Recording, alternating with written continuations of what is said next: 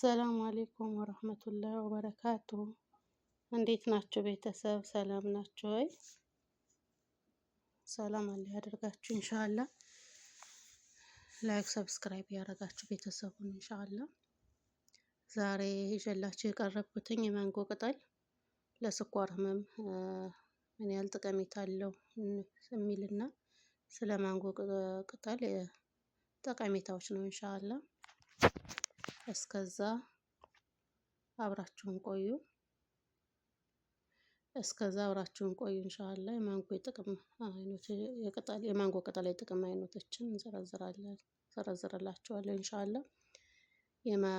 የማንጎ ቅጠል ስኳር ህመምን ለመቆጣጠር በጣም ብቃት አለው። የስኳር ህመም በደማችን ውስጥ ያለውን ስኳር መጠን ከፍ ሲል የሚከሰት የህመም አይነት ነው። የስኳር ህመም በብዛት ጣፊያ ኢንሱሊንስ ማምረት በሚያቆምበት ጊዜ የሚከሰት ሲሆን እንዲሁም ሰውነታችን የኢንሱሊን መጠንን በአግባቡ መጠቀም ሲያቆም ሊከሰት ይችላል። የስኳር ህመም አማካኝነትም የተዳከመ የአይን እይታ፣ የድካም ስሜት፣ የኩላሊት ህመም፣ የከፍተኛ የሆነ የደም ግፊት፣ የነርቭ መጎዳት እና ብዙ ችግሮች ሊያጋጥመን ይችላል ተብሏል። እስካሁን ለስኳር ህመም ሙሉ በሙሉ ፈውስ የሚሰጥ መድኃኒት ያልተገኘለት ቢሆንም የአኗኗር ዘይቤን በመቀየር ብቻ ግን ትልቅ ለውጥ ማምጣት እንደሚቻል ይነገራል። የስኳር ህመም በሽታን ለመቆጣጠር የሚሰጡ መድኃኒቶች በብዛት ጥቅም ላይ እየዋሉ ሲሆን ታማሚዎች በእነዚህ መድኃኒቶች የተስተካከለ ኑሮ እንዲኖር ያስችላቸዋል የሚል እምነትም አለ። ሆኖም ግን ለአንዳንዶች የመድኃኒቶች ዋጋ ውድነት አልቀመስ ብሏል። በጣም ተወዶባቸዋል። አልቀመስ ብሎ በዋጋው እየተቸገሩ ይገኛሉ። አንዳንዶቹ ሲቸገሩ ይስተዋላሉ።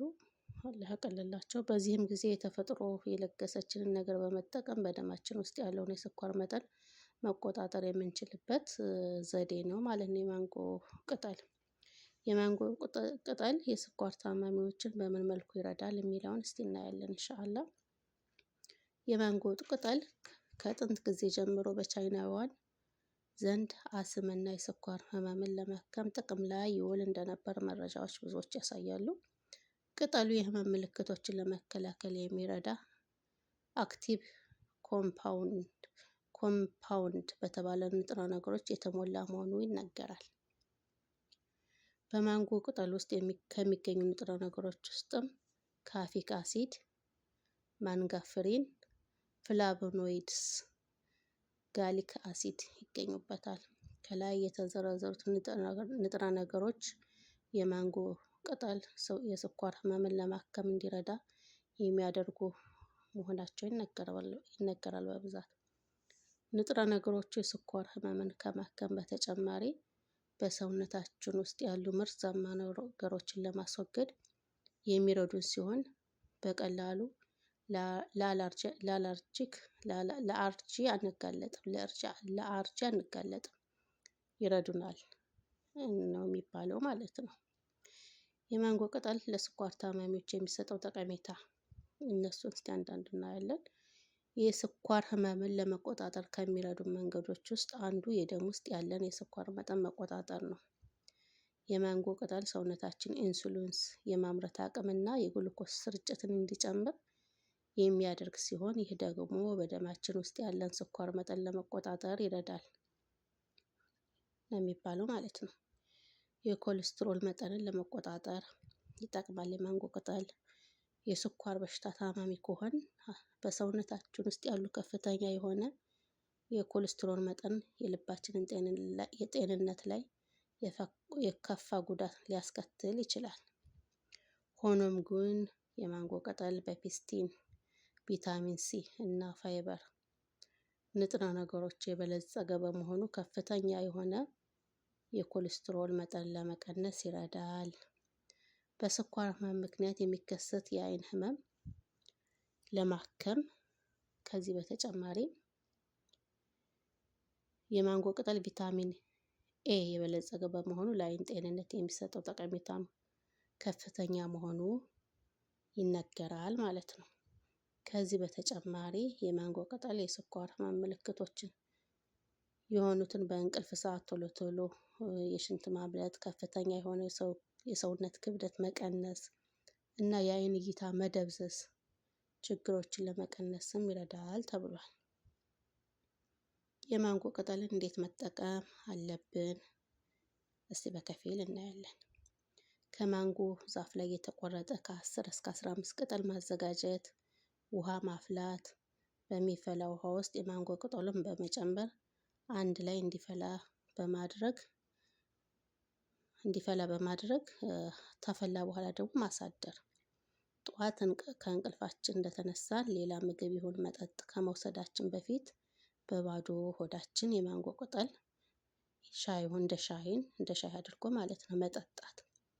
ይህንን ለ2 ወይም ለ3 ወራት ያለማቋረጥ የዕለት ተዕለት ተግባራችን ውስጥ በማካተት በቀላሉ የስኳር ህመምን መቆጣጠር ያስችላል ይላል ሳይንሱ። ለበለጠ መረጃ ብዙ አስተያየቶችም ካላችሁ ኮመንት ላይ ጻፉ። ኢንሻአላህ ቀጣዩንም እናያለን። ብዙ እንትኖች አሉት ማለት ነው። የስኳር ህመም በደማችን ውስጥ ያለው ስኳር መጠንን ከፍ ሲል የሚከሰት የህመም አይነት ነው። የስኳር ህመም በብዛት ጣፊያ ኢንሱሊን ማምረት በሚያቆምበት ጊዜ የሚከሰት ሲሆን እንዲሁም ሰውነታችን የኢንሱሊን መጠንን በአግባቡ መጠቀም ሲያቆም ሊከሰት ይችላል። የስኳር ህመም አማካኝነትም የተዳከመ የአይን እይታ፣ የድካም ስሜት፣ የኩላሊት ህመም፣ ከፍተኛ የሆነ የደም ግፊት እና የነርቭ መጎዳትና ብዙ ችግሮች አሉት ማለት ነው። እስካሁን ለስኳር ህመም ሙሉ በሙሉ ፈውስ የሚሰጥ መድኃኒት ያልተገኘለት ቢሆንም የአኗኗር ዘይቤን በመቀየር ብቻ ግን ትልቅ ለውጥ ማምጣት እንደሚቻል ይነገራል። የስኳር በሽታን ለመቆጣጠር የሚሰጡ መድኃኒቶች በብዛት ጥቅም ላይ እየዋሉ ሲሆን ታማሚዎች በእነዚህ መድኃኒቶች የተስተካከለ ኑሮ እንዲኖሩ ያስችላቸዋል የሚል እምነትም አለ። ሆኖም ግን ለአንዳንዶች የመድኃኒቶች ዋጋ ውድነት አለመቀመስ ብዙዎችን እያስቸገረ ይገኛል። በዚህ ጊዜም ተፈጥሮ የለገሰችን ነገር በመጠቀም በደማችን ውስጥ ያለውን የስኳር መጠን መቆጣጠር የሚያስችለውን መጠቀም እንችላለን። የማንጎን ቅጠል ማለት ነው። እና የማንጎ ቅጠል ብዙ ጥቅሞች አሉት። እንጠቀመው፣ ብዙ ለውጥ እናይበታለን። የስኳር ህመም ታማሚዎች እህት ወንድሞቼ ተጠቀሙት። በማፍላት ውሃውን ማታ ላይ አፍልታችሁ ዘፍዝፋችሁ አድራችሁ ጠዋት ላይ እንደ ሻይ መጠቀም አለባችሁ ማለት ነው። ብዙ ለውጥ ታዩበታላችሁ። ከዚህ በተጨማሪ የማንጎ ቅጠል የስኳር ህመም ምልክቶችን የሆኑትን ብዙ አይታችሁ የስኳር በሽታ ተጠቂ የሆናችሁ ቶሎ ቶሎ እንቅልፍ ማለት ብዙ ነገሮች አሉ። እነሱን አይታችሁ ከመድኃኒት ዋጋውም ተወዶ ታስቸግራችሁ ይሄን መጠቀም ትችላላችሁ። ለውጥ ታዩበታላችሁ ኢንሻአላህ። ያው መፍትሄ ነው ብለው አስቀምጠውታል። እኛም ደግሞ የሰማነውን ያወቅነውን እናንተ ለማስተማር መጥተናል ማለት ነው። እና ይሄን ይመስላል እህቶቼ ተጠቀሙበት። የዛሬ ያስኩላችሁ ርዕስ ይሄን ይመስላል። በቀጣይ በሌላ ርዕስ፣ በሌላ ሀሳብ፣ በሌላ ምክርና አስተያየቶች፣ ትምህርቶች እስከምንመጣ ሰላም ሁኑ። ሰላም አላህ ያደርጋችሁ። ላይክ፣ ሰብስክራይብ ማድረጋችሁን አትርሱ። ሀሳብ አስተያየት ካላችሁም ኮመንት ላይ ያስቀምጡልን። በቀጣይ በሌላ ርዕስ እስከምንመጣ ሰላም ሁኑ። በቀጣይ በሌላ ርዕስ እስከምመጣ ሰላም ሁኑ። ሰላም ሀገራችንን አላህ ያደርግልን። ሀገራችን ሰላም ይሁን። ህዝባችን ሰላም አላህ ያደርግልን። ሁሉንም አላህ ይጠብቅልን።